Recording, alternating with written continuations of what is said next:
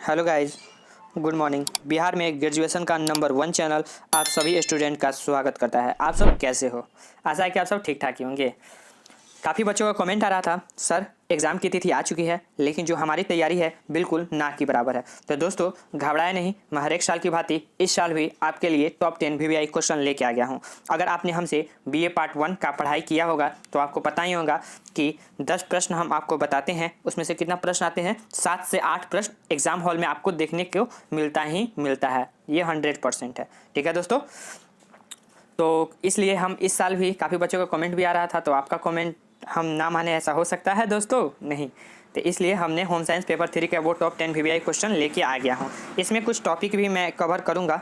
काफ़ी बच्चों का कमेंट भी आ रहा था, कॉपी लिखते समय क्या क्या गलतियाँ करते हैं, प्रश्न को याद कैसे करें। उत्तर तो सर याद हो जाता है लेकिन प्रश्न भूल जाते हैं एग्जाम में। 3 घंटा में 32 पेज कैसे लिखें तथा इस ट्रिक को अपनाओ एंड फुल मार्क्स पाओ। ठीक है, इसके बारे में भी हम चर्चा करेंगे। तो वीडियो काफ़ी मज़ेदार और धांसदार होने वाला है, तो वीडियो को प्लीज़ अंत तक बने रहें। ठीक है दोस्तों, आपने साल भर नहीं पढ़ाई किया है कोई बात नहीं, ये 10 मिनट का वीडियो है, पूरा देख के लीजिए और आपको एग्ज़ाम में 100% है। इसी में से आपको प्रश्न एग्ज़ाम हॉल में भी आपको देखने को मिलेगा। सबसे पहले हम सिलेबस की बात कर लेते हैं। इसमें पूछे कितने जाते हैं? अब दोस्तों 10 प्रश्न पूछे जाते हैं लेकिन आपको 10 प्रश्नों का जवाब नहीं देना है। मात्र आपको कितना प्रश्नों का जवाब देना है? मात्र 5 ही प्रश्नों का ही जवाब देना है। ठीक है, जैसे यहाँ पे लिखा हुआ है निम्नलिखित में किन्हीं 5 प्रश्नों का ही उत्तर दीजिए। ऐसे ही एग्जाम में भी आपको पूछा जाएगा। पहला क्वेश्चन ये रहा हमारा, क्या कह रहा है? आंतरिक सज्जा को परिभाषित कीजिए। ठीक है, आंतरिक जो सज्जा है उसको आपको परिभाषित करना है, या फिर ऐसे भी हो सकता है सजावट की सिद्धांत की व्याख्या कीजिए। ठीक है, अथवा में ये भी दे सकता है और ये भी दे सकता है, या फिर दोनों क्वेश्चन आपको दे देगा। आंतरिक सज्जा जो है उसको परिभाषित कीजिए तथा सजावट के सिद्धांतों की व्याख्या कीजिए। ठीक है, अगला प्रश्न देखते हैं। प्रश्न संख्या 2 क्या कह रहा है?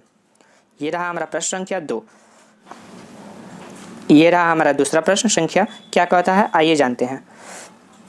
ये रहा हमारा दूसरा प्रश्न, अपने लिए शयन कक्ष की योजना बताते समय आप किन किन बातों को ध्यान में रखेंगे? यानी जो शयन कक्ष योजना बताइएगा तो उस समय किन किन बातों को आपको ध्यान में रखना है, यही प्रश्न हमसे पूछ रहा है। ठीक है दोस्तों, क्लियर यहाँ तक?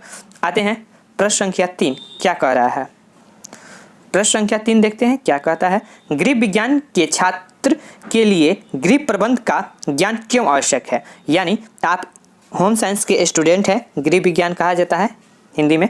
ठीक है, होम साइंस के स्टूडेंट हैं, तो उस जो छात्र हैं उस गृह प्रबंध का ज्ञान क्यों आवश्यक है उसके बारे में आपको बताना है। और हाँ दोस्तों, अगर आपका इसका आंसर चाहिए एकदम कहानी की तरह तो आप हमें कमेंट कीजिए, ऑल इंश्योरेंस टीम के द्वारा आपको जो है इसका आंसर भी प्रोवाइड करा दिया जाएगा। ठीक है दोस्तों, अगला प्रश्न देखते हैं क्या कहता है। प्रश्न संख्या 4, ये रहा हमारा प्रश्न संख्या 4। पारिवारिक जीवन चक्र में ऊर्जा की मांग की विवेचना कीजिए। यानी जो पारिवारिक जीवन का जो चक्र है उसमें ऊर्जा की मांग की आपको बताना है, या फिर क्वेश्चन ऐसे भी घुमा देगा, पारिवारिक जीवन चक्र में ऊर्जा की मांग पर संक्षिप्त में जो है उसका विवरण प्रस्तुत कीजिए, या फिर ऐसे भी क्वेश्चन घुमा देगा, पारिवारिक जीवन चक्र में ऊर्जा की मांग का विवरण प्रस्तुत कीजिए। ठीक है, क्वेश्चन कैसे भी घुमाए एग्जाम में छोड़ना नहीं है। अगला प्रश्न देखते हैं क्या कहता है। पारिवारिक संसाधन पर एक निबंध लिखे। यानी जो पारिवारिक संसाधन पर है उस पर आपको क्या लिखना है? एक निबंध लिखना है। अगला प्रश्न देखते हैं 5वां क्या कहता है। 5 नंबर क्वेश्चन ये रहा हमारा, लक्ष्य क्या है? यानी लक्ष्य क्या है? दीर्घकालीन एवं अल्पकालीन लक्ष्य का सविस्तार विवेचना कीजिए। यानी लक्ष्य क्या है उसके बारे में बताना है तथा दीर्घकालीन तथा अल्पकालीन जो लक्ष्य है उसको सविस्तार विवेचना करना है, या फिर ऐसे भी विवेचना हटा देगा और पूछ देगा अंतर बताइए। जितना भी मैं प्रश्न बता रहा हूँ आपको टेलीग्राम चैनल पे आप ऑल इन 84 के नाम से चलता है टेलीग्राम, आप वहाँ से फ्री ऑफ कॉस्ट ये सारे VVI क्वेश्चन ले सकते हैं। ठीक है दोस्तों, अगला प्रश्न देखते हैं। प्रश्न संख्या 6 क्या कहता है। प्रश्न संख्या 6, घरेलू अर्थव्यवस्था के लिए बचत एवं विनियोग क्यों आवश्यक है? यानी घरेलू अर्थव्यवस्था के लिए बचत तथा विनियोग क्यों आवश्यक है उसके बारे में आपको एग्जाम में लिखना होगा। ठीक है, मैं जो भी क्वेश्चन बता रहा हूँ वो काफ़ी इंपॉर्टेंट है, तो आप इसे हल्के में नहीं लीजिएगा। जो भी प्रश्न है उसको आप अपने नोटबुक में उतार लीजिएगा। प्रश्न संख्या 6 तो हम देख लिए। अब 7वां बढ़ने से पहले कॉपी लिखते समय हम क्या क्या गलतियाँ करते हैं उसके बारे में हम थोड़ा सा आपको विवेचना कर देते हैं। ठीक है, सबसे पहले कॉपी ये हमारा बन गया।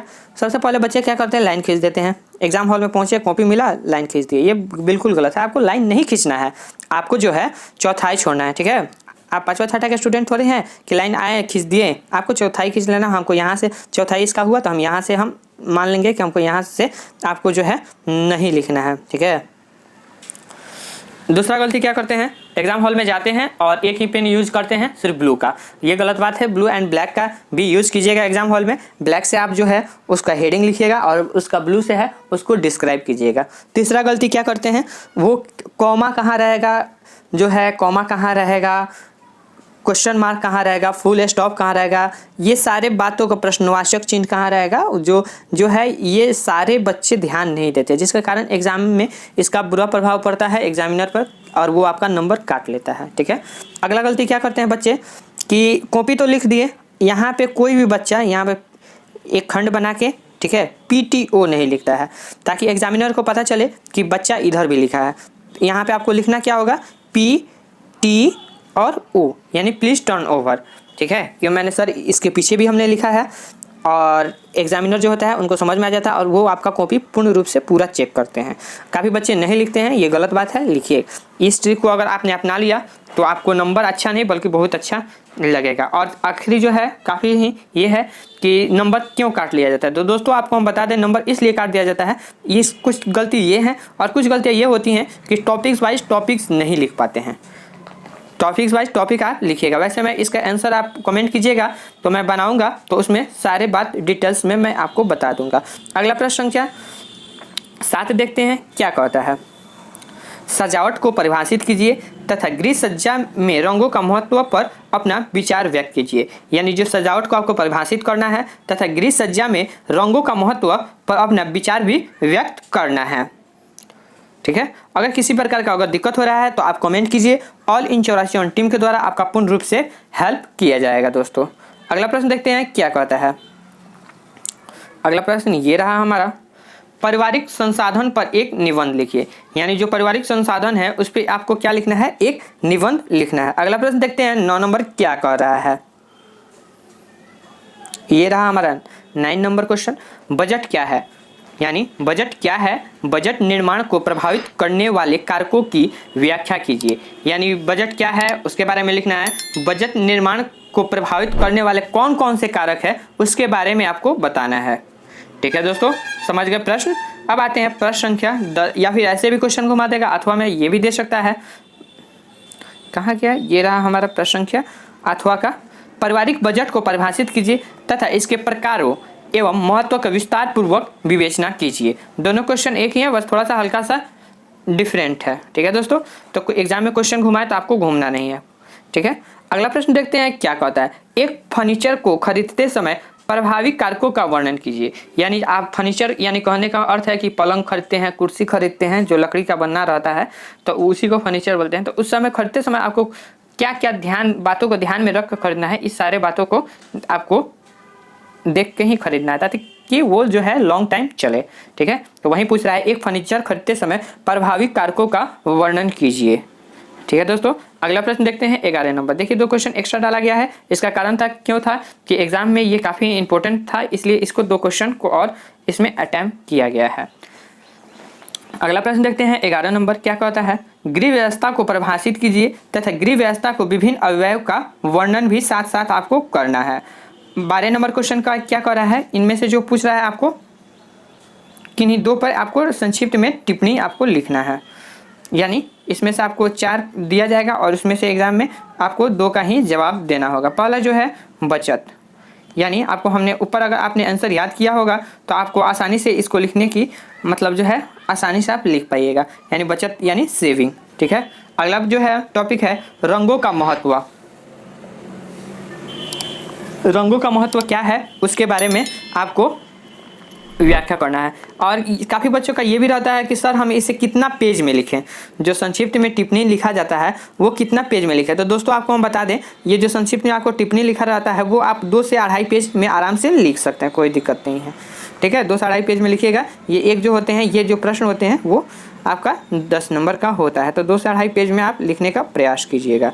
अगला जो है टॉपिक जो हमारा है श्रम बचत करने वाले उपकरण, यानी श्रम बचत करने वाले उपकरण कौन कौन से हैं उसके बारे में आपको बताना है। जैसे आप मान लीजिए आप मसाला पीसना है, तो अभी तो आपको मिक्सर आ गया है, तो आप मिक्सर में फटाक से पीस लेते हैं, लेकिन जो पहले था वह सिलवट लोढ़ा पे पीसा जाता था, तो उसमें काफ़ी मेहनत भी लगता था और टाइम भी लगता था, है कि नहीं। तो वहीं बारे में आपको बताना है, ठीक है। अगला जो है क्या कहता है, पुष्प व्यवस्था, यानी पुष्प का जो है उसके बारे में, पुष्प व्यवस्था आप कैसे कर सकते हैं उसके बारे में आपको बताना है। अगला जो है रंग योजना, यानी रंग योजना के बारे में आपको लिखना है। और ये हमारा ये गलत से टाइपिंग हो गया, यहाँ पे ये रहेगा, ठीक है। तथा निर्णय प्रक्रिया की सूचना, ठीक है। तो इसी के साथ होता है वीडियो समाप्त। मिलते हैं अगले वीडियो में। अगर किसी प्रकार का दिक्कत हो रहा है तो आप हमें कमेंट कीजिए।